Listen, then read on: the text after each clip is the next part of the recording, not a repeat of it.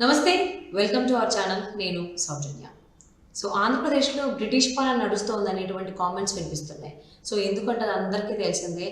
Municipal వాళ్ళు కావచ్చు, అంగన్వాడీలు కావచ్చు, వీళ్ళందరూ కూడా సమ్మె చేస్తున్నారు. దానికి సంబంధించి ప్రభుత్వం ఎటువంటి రియాక్షన్ కూడా లేకుండా నిమ్మకు నీరెత్తినట్టుగా అనిపిస్తోంది అన్నట్టు కూడా కామెంట్స్ వినిపిస్తున్నాయి. మరి ఈ అంశానికి సంబంధించి మనతో మాట్లాడడానికి వారి విశ్లేషణని మనతో పంచుకోవడానికి ఈరోజు మనతో పాటు ఉన్నారు senior journalist, senior political analyst CS Rao గారు ఉన్నారు. వారితో మాట్లాడదాం. నమస్తే సిఎస్ రావు గారు. నమస్తే సౌజన్య.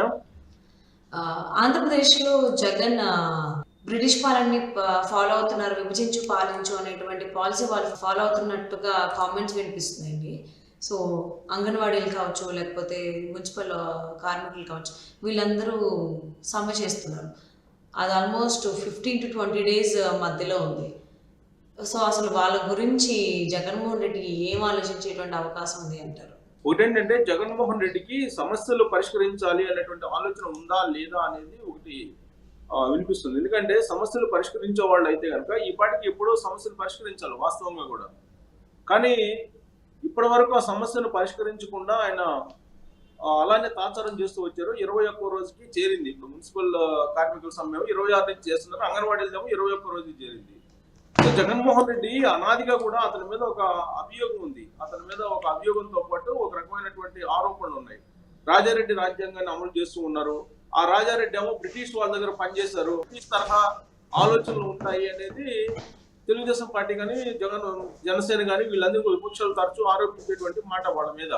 సో బ్రిటిష్ తరహా పాలన అంటే ఏంటంటే భారతీయుల్లోనే విభజించు పాలించు అనేటువంటి అంటే విభజించారు అనమాట.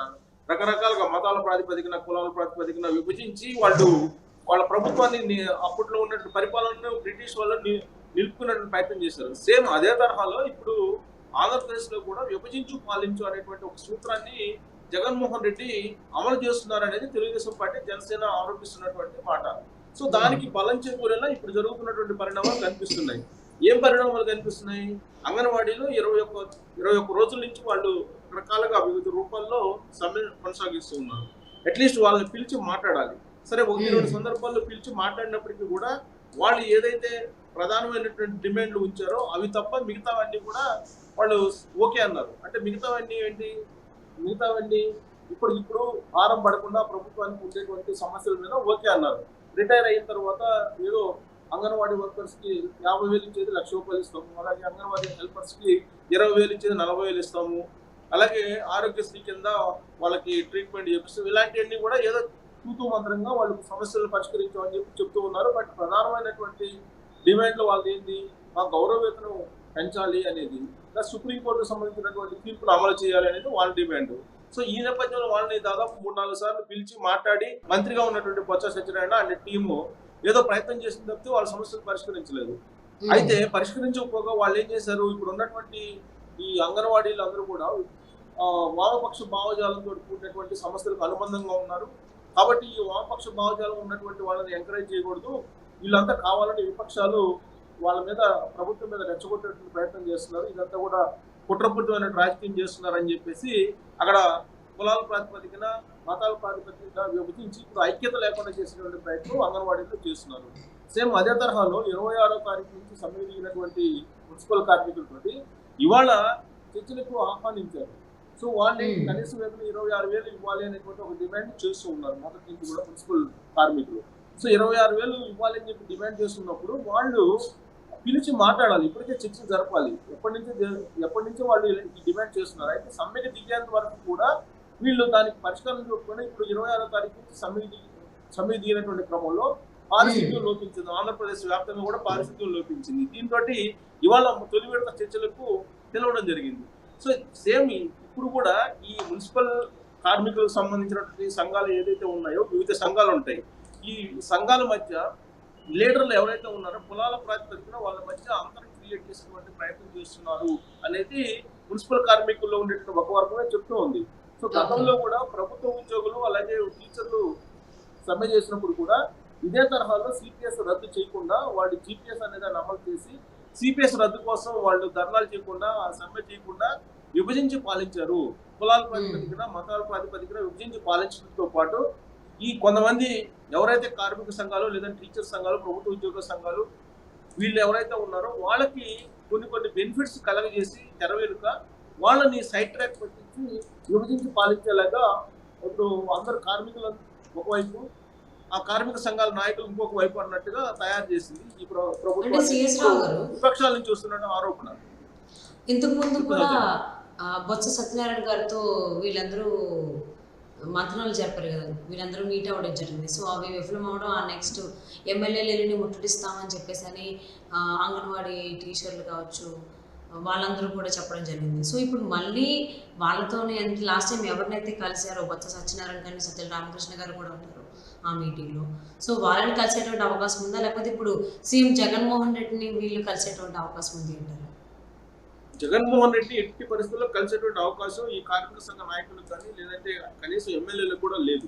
అలాగే ఆ ఫుడ్ కార్పొరేషన్ చైర్మన్ గా ఉన్నటువంటి చింతా ప్రతాప్ రెడ్డి అని అతను ఉన్నాడు, విజయ్ కుమార్ ప్రతాప్ రెడ్డి అని. ఆయన కూడా అంగన్వాడీలకు నేనే సమస్యలు పరిష్కరిస్తాను, నేను జగన్మోహన్ రెడ్డితో మాట్లాడతాను అన్నాడు. ఆయనకే ఇంతవరకు అపాయింట్మెంట్ దొరకలా.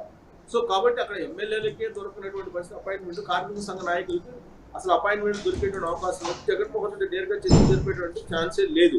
ప్రభుత్వ ఉద్యోగులు, సచివాలయ ఉద్యోగులు సమ్మె చేసినప్పుడు కూడా జగన్మోహన్ రెడ్డి కలవలేదు. చివరి నేషన్లో ఒకసారి 1-2 సార్లు కలిసి తప్పితే, అది కూడా ముక్కుసూటిగా నామకే వాస్తే కలిసి తప్పితే వాళ్ళతో చర్చలు అయితే జరపలేదు. చర్చలన్నీ ఒక కొలికి వచ్చిన తర్వాత కమిటీ, మంత్రుల కమిటీ ఒక నివేదిక ఇచ్చిన తర్వాత దానికి ఓకేనా కాదా అనే అంశం మీద మాత్రమే జగన్మోహన్ రెడ్డి కలిసేటువంటి అవకాశం ఉంది. కానీ నేరుగా ముఖ్యమంత్రి జగన్మోహన్ రెడ్డి కలిసేటువంటి అవకాశం ఈ కార్మిక సంఘాలకు కానీ లేదంటే కార్మిక నాయకులకు కానీ వచ్చేటువంటి ఛాన్సే లేదు. కేవలం బొత్స సత్యనారాయణ సీనియర్ మంత్రిగా ఉన్నాడు క్యాబినెట్ లో. సో ఆయనకు అప్పచెప్తారు. ఆయనకు అప్పచెప్తే ఆయన ఇప్పటికే ఆల్రెడీ తెలియజేశారు, ఎట్టి పరిస్థితుల్లో మేము గౌరవ వేతనం పెంచేటువంటి ఆస్కారమే లేదు. సుప్రీంకోర్టుకు సంబంధించినటువంటి నిర్ణయం అనేది కోర్టులో ఉంది, ప్రభుత్వ పరిధిలో లేదు. కాబట్టి మీరు ఇచ్చేది ఇంతే, తీసుకోండి లేదంటే లేదు, అంటే మీకు చేత ఏది చేసుకోండి అని చెప్పి ఇండైరెక్ట్ గా చెప్పడం జరిగింది. బొత్స సత్యనారాయణ చెప్పేసారు అంగన్వాడీలకి. సరే ఇప్పుడు కార్మిక సంఘాల వంతు వచ్చింది, మున్సిపల్ ఉద్యోగుల వంతు వచ్చింది. సో మున్సిపల్ ఉద్యోగులు కనీస వేతనం 26,000 ఇవ్వమంటున్నారు. సో 26,000 ఇచ్చేదానికి ప్రభుత్వం సిద్ధంగా లేదు. లేనటువంటి పరిస్థితులు ఇప్పుడు చర్చలు ఎందుకు జరుగుతూ ఉన్నట్టంటే, ఆల్రెడీ ఇప్పుడు 6 లక్షల రూపాయల హెల్త్ కు సంబంధించినటువంటి బీమా ఇస్తామని చెప్పి ఒక హామీ ఇవ్వడం జరిగింది. బహుశా ఆ హామీతోటే ముగుస్తారు. మున్సిపల్ ఉద్యోగుల సంఘాలకు ఏం చెప్తారంటే 6 లక్షల ప్రమాద బీమా లేదంటే ఆరోగ్య సంబంధించిన బీమా ఇవి మాత్రం ఇస్తామని చెప్పి కంటి తుడుపు చర్యగా పంపిస్తారు. ఆ తర్వాత ఏం జరుగుతుంది అని అంటే, గతంలో జరిగినటువంటి అంశాలని నెమరు వేసుకుంటున్నారు కార్మిక సంఘాల నేతలు కూడా. ఏం చేస్తుంది, అక్కడ ఆల్రెడీ వర్గ ప్రాతిపదికన, కులం ప్రాతిపదికన, ప్రాంతం ప్రాతిపదికన కూడా ఇప్పుడు రాజకీయాలు చేస్తూ విభజించు పాలించు అనేటువంటి సూత్రాన్ని పక్కా బ్రిటిష్ పరిపాలనలో ఏం జరిగిందో అదే ఇప్పుడు చేస్తున్నారు అనేది ఇప్పుడు విపక్షాలు తొలగించి చెప్తూ ఉన్నాయి. సో తొలగించి చెప్తున్నప్పటికీ కూడా ఇప్పుడు ప్రత్యక్షంగా చూడటానికి ఈ కార్మిక సంఘ నేతలకు కానీ కార్మికులకు కానీ ఇప్పుడు ప్రత్యక్షం చూస్తున్నారు, వాళ్ళు అనుభవిస్తున్నారు.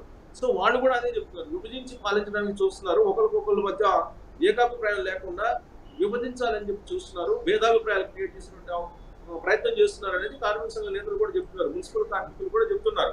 అంటే సిఎస్ రావు గారు, ఎలక్షన్స్ ఆల్మోస్ట్ ఒక 2 నెలలు మాత్రమే గడువు ఉంది. వచ్చే నెల కంపల్సరీ నోటిఫికేషన్ వచ్చేటువంటి అవకాశం ఉంది. వితిన్ 2 మంత్స్లో మనకు ఎలక్షన్ కోడ్ కూడా ఆంధ్రప్రదేశ్లో అప్లై అవుతుంది. కాబట్టి ఇప్పుడున్నటువంటి ఈ సిచ్యువేషన్లో ఏపీ ప్రభుత్వం ఇప్పుడు ఈ ఆశా వర్కర్లు కావచ్చు, అంగన్వాడీ టీచర్లు కావచ్చు, అలాగే మున్సిపల్ కార్మికుల్ని పట్టించుకోకుండా నిర్లక్ష్యంగా ఇలా వదిలేయడం, సమ్మె అనేది ఇప్పుడు 21 రోజుకు చేరుకుంది అంగన్వాడీలకి అయితే మాత్రం. సో ఇప్పుడు ఇలా వదిలేయడం వల్ల ఈ ఎఫెక్ట్ అనేది ఆ ఎన్నికల మీద చూపించే అవకాశం ఉందా? ఇప్పుడు ఈ ఉద్యోగులు కానీ లేదంటే సర్వశిక్ష అభియానికి సంబంధించినటువంటి కాంట్రాక్ట్ బేస్డ్ ఉద్యోగులు కానీ లేదంటే అంగన్వాడీలు కానీ ఇప్పుడు చర్చలు జరుపుతున్నటువంటి మున్సిపల్ ఉద్యోగులు కానీ వీళ్ళందరూ ఇలాంటి చర్చలతోటే దాదాపు ఈ నెలాఖరు వరకు నడుపుతుంది ప్రభుత్వం. నాకు తెలిసినంత వరకు నేను ఎక్స్పెక్ట్ చేస్తున్న దాని మేరకు ఈ నెలాఖరు వరకు వీళ్ళతో చర్చలతోటి కాలయాపన చేస్తూ ఉంటారు. కాలయాపన చేసిన తర్వాత ఫైనల్ గా ఏం చెప్తారంటే, మమ్మల్ని మళ్ళీ ఇంకోసారి గెలిపించి మాకు అవకాశం ఇవ్వండి, మేము అధికారంలోకి మళ్ళీ రాగానే ఈ సమస్యలకు మేము పరిష్కారం చూపిస్తామని చెప్పి ఒక హామీ ఇస్తారు. ఒక హామీ ఇచ్చేటువంటి అవకాశం ఉంది. అంటే మళ్ళీ ఎన్నికల్లో గెలుపొందేటువంటి దానికి గెలుపొందడానికి మార్గం సుగమం చేసుకోవడానికి ఈ సమస్యల్ని మరింత తీవ్రతరం చేసి, వీళ్ళ సమ్మెను మరింత తీవ్రతరం చేసి డెఫినెట్ గా అధికారంలో రాగానే మీకు గౌరవ వేతనం పెంచుతాము, లేదంటే మీకు గ్రాడ్యుటీ ఇస్తాము అని చెప్పి అంగన్వాడీలకు చెప్పొచ్చు, చెప్పేటువంటి అవకాశం ఉంది. అధికారంలోకి వచ్చిన ఓకే. తర్వాత మళ్ళీ మాకు అధికారం ఇస్తే అని చెప్తారు. ఇప్పుడు ప్రస్తుతం ఉమ్, ఉమ్. ప్రభుత్వంలో భారం ఉంది కాబట్టి ఆర్థిక భారం ప్రస్తుతానికి మేము ఇవ్వలేము, మళ్ళీ అధికారంలోకి వస్తే ఇస్తామని చెప్పి అంగన్వాడీలు చెప్పొచ్చు. అలాగే మున్సిపల్ ఉద్యోగులకి 26,000 ఇవ్వాలి కనీస వేతనం అని చెప్పి వాళ్ళు డిమాండ్ చేస్తుంటే వాళ్ళకి 6 లక్షల రూపాయల ఆరోగ్య బీమాతో సరిపెట్టుకోవాలని చూస్తుంది. సో వీటితో పాటు అనేక డిమాండ్లు వాళ్ళు మున్సిపల్ ఉద్యోగులు పెట్టలేదు. వాళ్ళు పెట్టినటువంటి డిమాండ్స్ లో అవును. 2 డిమాండ్స్ కి కొంచెం ఓకే అనే అవకాశం ఉంది. మిగతా డిమాండ్స్ ఏం చెప్తారంటే విడతల వారీగా మేము పరిష్కరిస్తాము, మమ్మల్ని మళ్ళీ గెలిపించండి అని చెప్పి వాళ్ళు ఒక కండిషన్ పెట్టి వెళ్ళేటువంటి అవకాశం ఉంది. అందుకే విపక్షాలు మొదటి నుంచి అదే చెప్తుంది, బ్రిటిష్ వాళ్ళు ఏ విధంగా అప్పట్లో పరిపాలించారో అదే తరహా పరిపాలనని ఎందుకు అమలు చేస్తున్నారంటే రాజారెడ్డి వారసత్వం జగన్మోహన్ రెడ్డికి వచ్చింది, ఆయన ఆలోచనలు ఆయన అలవాట్లన్నీ అని విపక్షాలు మొదటి నుంచి చెప్తున్నాయి. జనసేన పవన్ కళ్యాణ్ చెప్తున్నాడు, చంద్రబాబు నాయుడు కూడా చెప్తున్నారు. రాజారెడ్డి మానవీయ కోణం లేదు అనేది వీళ్ళు చెప్తున్నారు. సరే అది ఆయనకు ఉందా లేదా అనేది మనకు తెలీదు. సరే వీళ్ళు చెప్తున్న దాని ప్రకారం అయితే మాత్రం ఆయనకు మానవిక కోణం లేదు, కర్కశత్వంగా వ్యవహరిస్తూ ఉంటారు, విభజించి పాలిస్తారు. సో అదే తరహాలో రాజశేఖర రెడ్డికి రాలేదు కానీ జగన్మోహన్ రెడ్డికి వచ్చినాయి అని చెప్పి ఇప్పుడు చంద్రబాబు నాయుడు పవన్ కళ్యాణ్ చెప్తూ ఉంటారు. అలాగే సో తప్పకుండా సిఎస్ రావు గారు, చెప్తూ ఉంటారు. అసలు ఆంధ్రప్రదేశ్ ప్రభుత్వానికి ఈ టైం చాలా కరెక్ట్ టైం ఏదైనా యూటిలైజ్ చేసుకోవడానికి. బట్ దాన్ని జగన్మోహన్ రెడ్డి ప్రభుత్వం ఉపయోగించుకుంటుందా, లేకపోతే ఈ 21 రోజులు ఎలా అయితే పట్టించుకోకుండా వదిలేశారో అంగన్వాడీ కావచ్చు, ఆశా వర్కర్లు కావచ్చు, అలాగే వాళ్ళతో పాటు యాడ్ అయినటువంటి మున్సిపల్ కార్మికులు కావచ్చు, ఏం చేస్తారేంటి, సమ్మె 21 రోజుతో ముగిసిపోతుందా, లేకపోతే ఇంకా ఎన్ని రోజుల వరకు వెళ్ళేటువంటి అవకాశం ఉంది అని చెప్పి వేచి చూద్దామండి. And thank you so much for spending your valuable time this.